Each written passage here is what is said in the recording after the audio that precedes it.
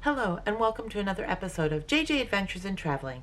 Today's episode, we're on day 5 on Pride of America Hawaiian Island Cruise.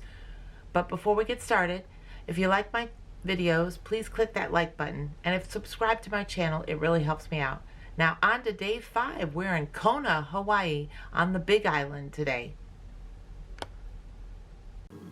Today was another early morning, so we decided to have breakfast again at the Cadillac Diner since it's open 24/7. It was pretty cool in the Cadillac Diner because we could sit and eat our breakfast and look out the windows and watch the crew get the lifeboats ready to be lowered to be used as tender boats to the Kona port. Then it was off to the Hollywood Theater where we had to group for our Kona Mocha excursion. Now, Kona on the Big Island is a tender port, which means you have to take one of the lifeboats from the cruise ship to the port because the cruise ship cannot dock right at the port. So that was an interesting ride, getting to ride in one of the lifeboats. The lifeboat can hold like 100 and some people, so it was huge. But it was a very interesting ride going over to the port. Now, the Kona port itself is a lot like the Caribbean ports. There's lots of restaurants and souvenir shops right there at the port, right as you get off the tender boat. Our first stop on our excursion was the Kokoleka Lani Farms, which is a cocoa farm.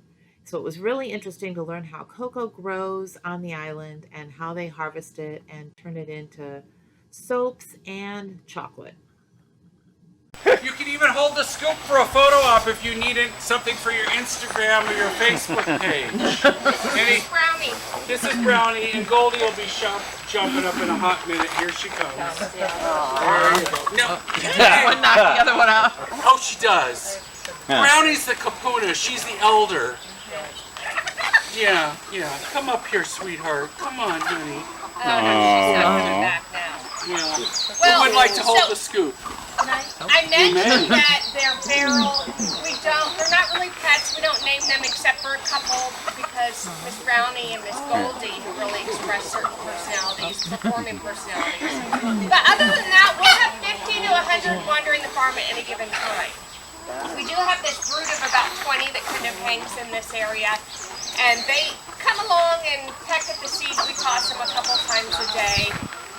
But not just the seed, they're also tending for our insects. They take care of our cockroaches and our centipedes, and our chickens take care of the main nemesis of the cacao tree, which is called the rose beetle. Now the rose beetle, Greg is showing you something called leaf lacing. That's the damage caused by this. Now I know that looks pretty bad. We do have some leaves that have damaged rose beetle damage. But understand that if they weren't kept in check, they would decimate an entire orchard, every leaf on every tree overnight. So the chickens really do their job. The pests at bay. They also provide all of our fertilizers, so we don't use chemicals. Drum roll, please. The riper they are, the more easily they slide out. I'm just trying to preserve how it sits in there. We've got people running to the restroom anyway, so we have time, right? They were eating too many hickory seeds. They might be in there for a few minutes. Okay, here we go. Beautiful beans in this pot. Look at that. That's chocolate, the raw. Amazing, huh? Kind of bunches up like garlic all together, right? Now the white stuff you see is actually the puma, the sticky, sugary, fruity stuff. It's kind of tart, actually. Tastes more like a mangosteen or a star fruit. And that's the white puma on the outside. Very important for fermentation. So it surrounds each of the beans, the puma does. And let me pull these off the center spine. So they all bunch around this center spine that in botany we call the placenta. We're going to pull all the beans out. There's the placenta. We toss this back in the orchard and it gives us more nutrient-rich soil, high in magnesium and trace minerals. So really good for the soil. Also, There are places in the world where they actually eat the pod. They'll take off the hard outer skin, kind of like an acorn squash, right? And cook it's not very meaty, but some people make use of it that way. For us, it's more valuable just to create more nutrient-rich soil. So I'm going to toss it back here. You'll see all our pods that have broken down over the last year. And I have all of my beans.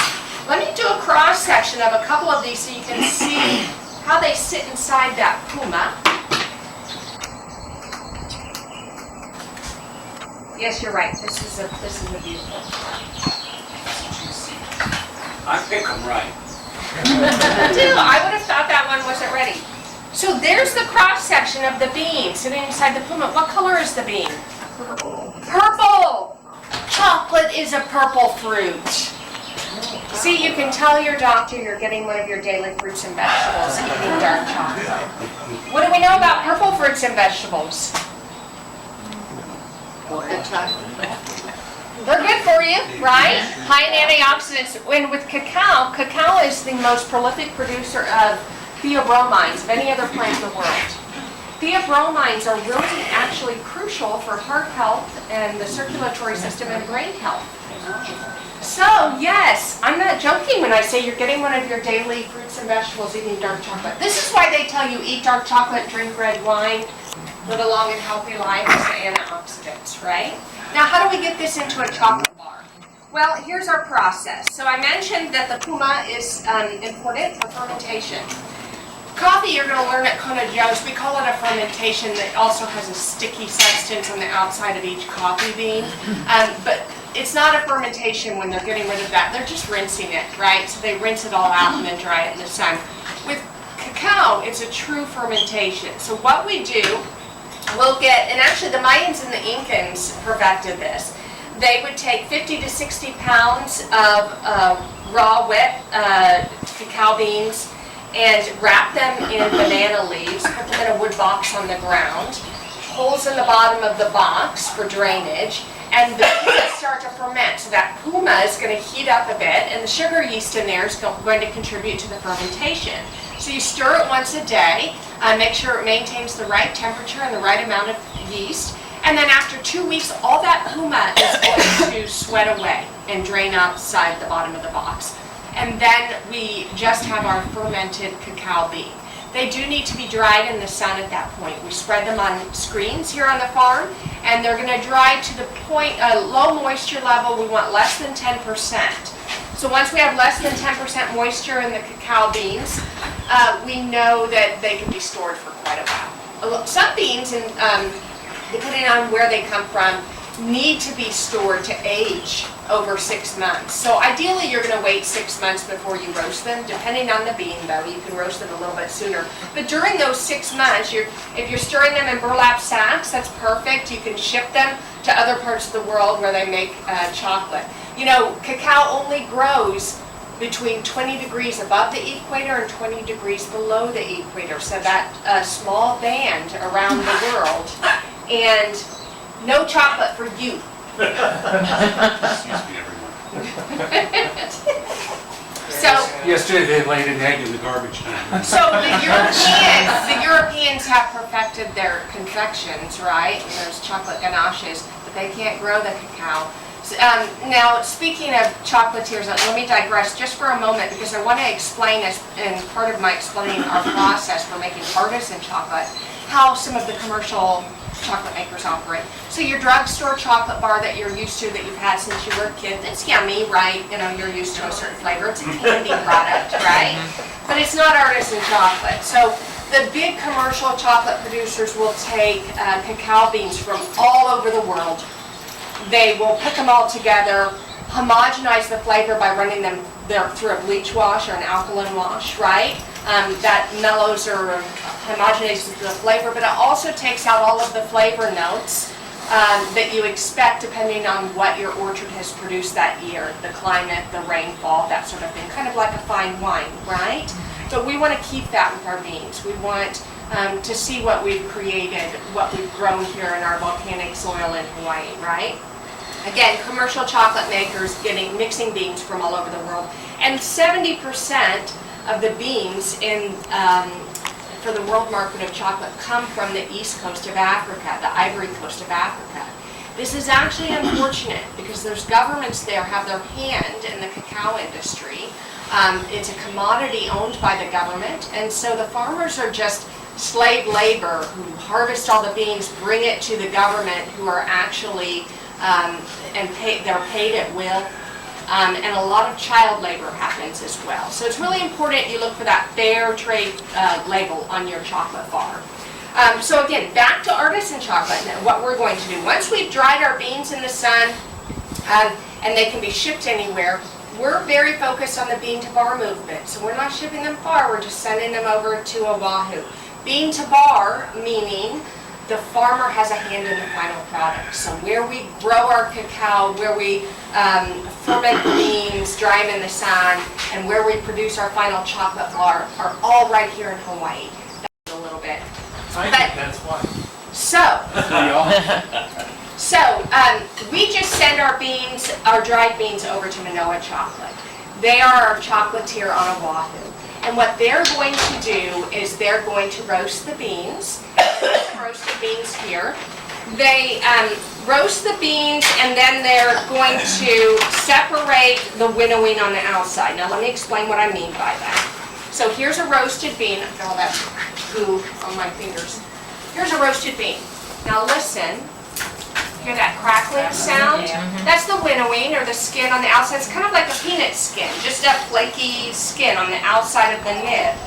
So what they do is they take the roasted beans and they put them in separators. It's actually just a big shaking machine.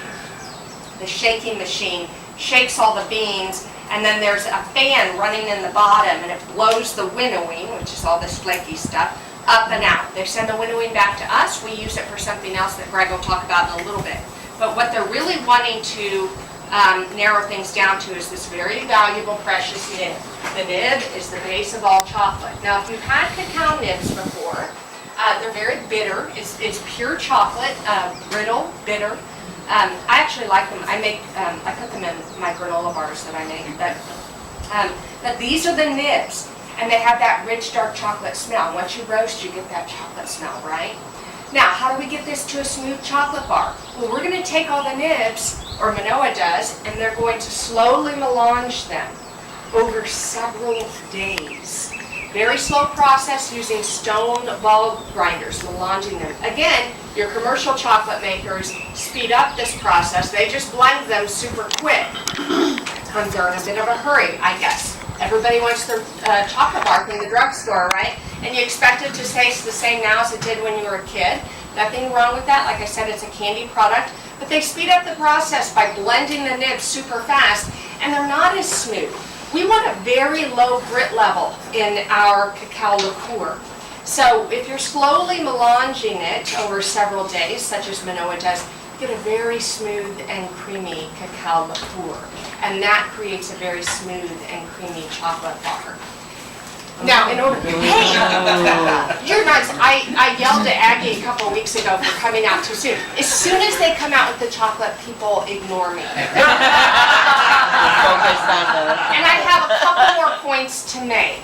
So, before you taste our milk chocolate, I want to explain that commercial chocolate bar you like so much, which, you know, again, it's a candy product, it's a little more gritty, and they add in soy lecithin to try and bind it and smooth it out. This is why Europeans say American chocolate is so horrible. It's the soy lecithin. But they've sped up the process, added in a binder to try and smooth it out. It creates more of a waxy feel. Now, chocolate is supposed to melt at body temperature. It doesn't do that as well. It's more gummy with that soy lecithin in there. So artisan chocolate, such as ours, does not contain soy lecithin. The commercial chocolate makers, you probably have 20 to 25% cacao liqueur, a whole bunch of sugar, skim milk solids, and that soy lecithin to smooth it out. 20 to 25% cacao liqueur sounds pretty good, right? It's a quarter pure chocolate. You're shaking your head. I feel like you two know a lot about chocolate. From the orchard and here, you're one step ahead of me. But our milk chocolate is 50% cacao liqueur. We use 20% whole milk solids, not skim milk. Helps make it a little creamier again. And then 30% organic cane sugar. So it's that simple. Those three ingredients, 50% cacao liqueur, 30% organic cane sugar, 20% whole milk solid. So now we can taste. So be nice to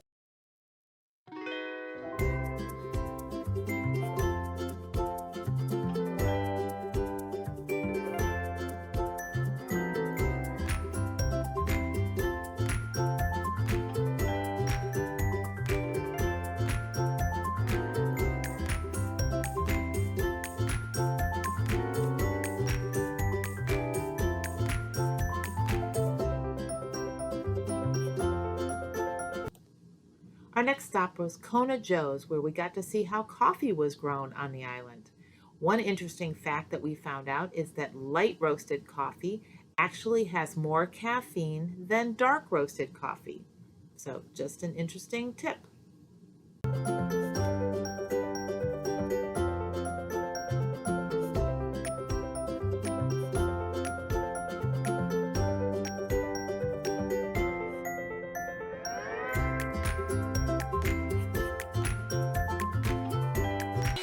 That you basically have to grow these things up from childhood.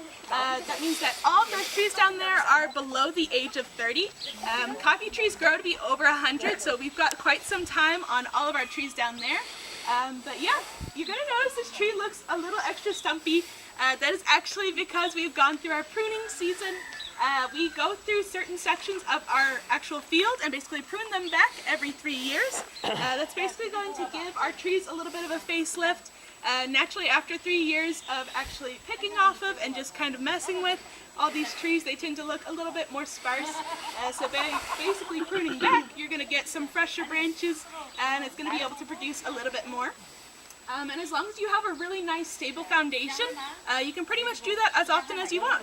And yeah, basically within about a year, these branches are going to be fully just formed back up super tall, typically a little bit taller than these last wires up here.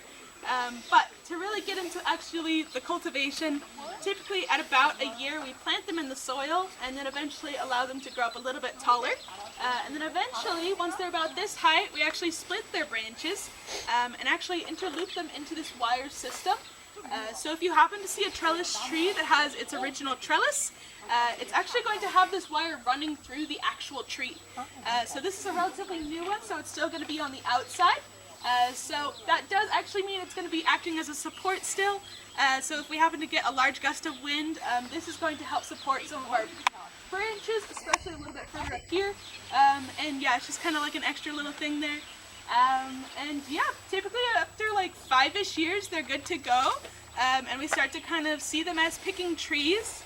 So typically that means we're going to be observing more of their phases, which actually starts out like right around now. So around the start of January all the way into early June is the very first one. That's our blooming phase. It does happen to be my favorite one. I'm actually down to this heated rotating barrel. That's going to basically be starting out at about 400 degrees Fahrenheit. It's not crazy hot. It's really going to be about that rotation and then the smaller details. So you can really input small amounts of air, take away air, add in heat, take away heat. It's very, very precise.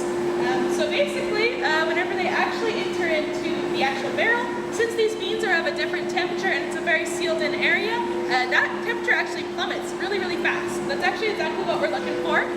So it's typically going to get down to about 200, and then it's going to slowly start to creep back up as it's heating up those beans. So basically, that entire time that it takes to get back up to 400 is evaporation time. So that's really where you can elongate or shorten your roast based on how much moisture needs to be evaporated. And the longer is always going to be the better. It's just going to be a slower heat up on your bean, which is a little bit more gentle. But once it's gotten back up to 400, it makes a large popping noise similar to popcorn. And then actually, that means it's at light roast. We've gotten to light roast at that point. It has a couple minutes of light, and then it's going to slowly go into the other roasts that we have. So we typically have a light, medium, dark, and espresso. It's all going to be really great choices there. To get a little bit more in depth though, light tends to have the absolute most caffeine out of all. It's actually going to be incredibly caffeinated. It's also going to be very, very dense. So you're not going to find it in a lot of espressos, mainly just because the grind is not able to get to a finer powder that is actually necessary for it. While next to them is the medium roast. That's probably going to be what you're going to find at our actual coffee bar over there. We tend to use a lot of medium roast, mainly just because it does tend to complement our region, but also we do enjoy that caffeine kick, so always a great one there. It's still going to have a very regional taste, mainly because it's been affected less by the roaster. And actually, yeah, the more time you spend in the roaster, the more of that temperature is actually going to affect the taste. So dark roast and espresso roast tend to have a much bolder flavor, and they also happen to be less caffeinated. Espresso has the absolute least, so if you are interested in less of a caffeine kick, I actually recommend you get a little cup of espresso. It's going to be a stronger taste, but not necessarily going to affect you as much. And in terms of actual acidity, light roast and medium roast are much higher in acid. A lot of people really enjoy that. But if you're not so into that, dark and espresso are much, much lighter. It's actually going to be a lot easier on your stomach. And so it's really just up to individual taste and individual needs whenever it comes to your coffee. They're all going to be a really great choice. And it's really just going to be about the time that it spends in the roaster. Once we've actually gotten to the correct shade though, we release it down into our cooling barrel down below. You can kind of see that it's starting to kind of rotate right there. We just finished another batch. And then eventually, as it's cooled, we bring it over here to our weigher, which is where we're going to bag up those beans. We do hand sticker and hand bag all of our coffee gear. That happens to be my favorite job here. You end up having to wear a lot of hats here at Kona Joe. That one does happen to be my favorite. So after it's all packaged though, we send it over to our gift shop, to our online sales. That's typically where the road tends to end, unless of course we're actually putting it on a coffee bar.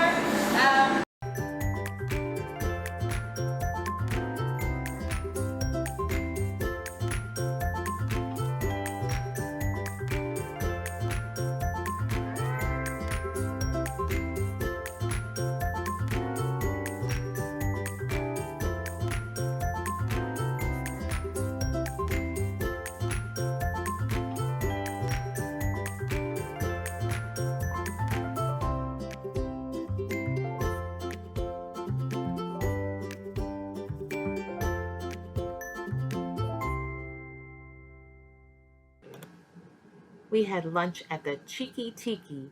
It was a really cute restaurant that had really great food, and then we went shopping there at the port.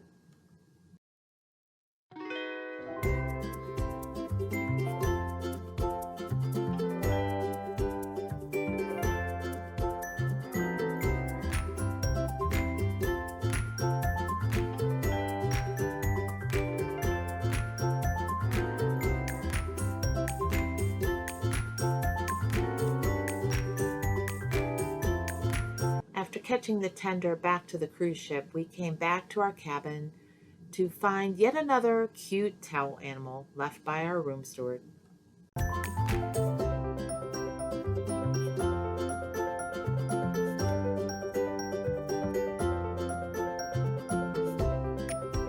Tonight we used our free specialty dining in our free at sea package and went to La Cucina Restaurant to celebrate my special birthday. It was delicious Italian food.